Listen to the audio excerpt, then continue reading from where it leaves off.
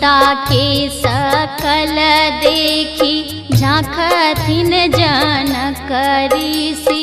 आबे सीता रहली कुमारी गे माई। सीता के सकल देखी झांकथिन जनक ऋषि। आबे सीता रहली कुमारी गे माई। आबहो वशिष्ठ मुनि दिनमा विचारहु। सीता के लगन बड़उताहुल गे माई। सीता के सकल देखी झांकथिन जनक ऋषि। आबे सीता रहली कुमारी गे माई।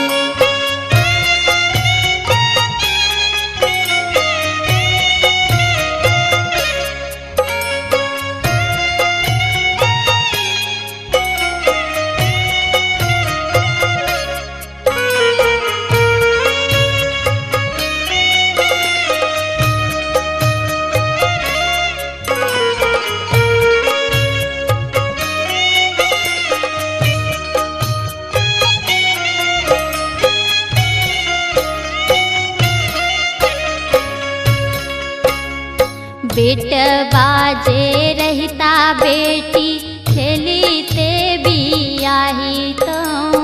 बेटी के बियाहलन जाई गे माई। बेटवा जे रहता बेटी खेलीते बियाही तो।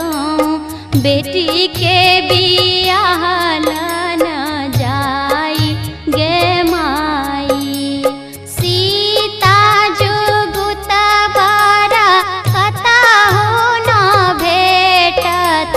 कतही सलाय बजमाय गे माई।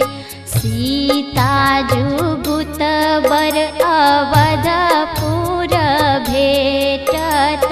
ओतही सलाय बजमाई गे माई।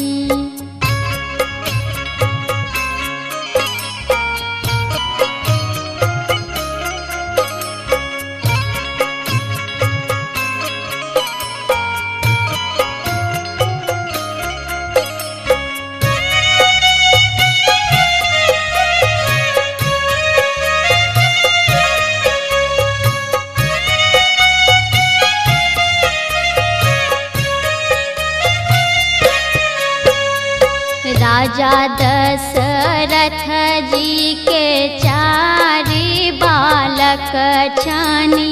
एक श्यामल तीन गोर गे माई। राजा दशरथ जी के चारि बालक छानी। एक श्यामल तीन गोर गे माई।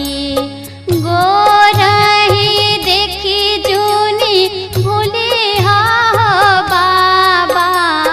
श्यामल के मुकुट चढ़ब गे माई।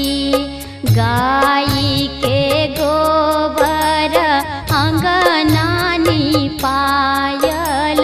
सोनमा के कलश भरल गे माई।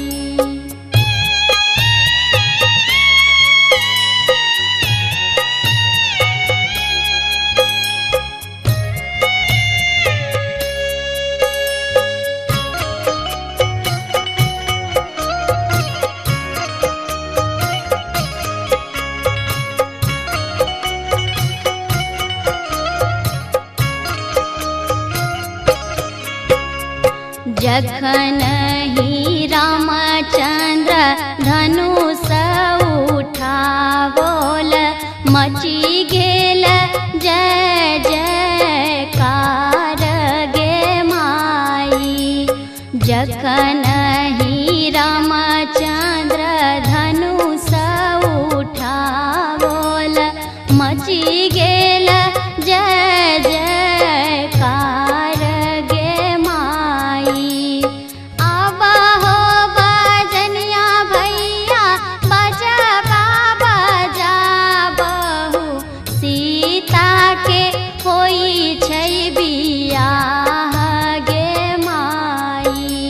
दान करेला बैठलन बाबा जनक ऋषि मोती जका झरइलो गे माई।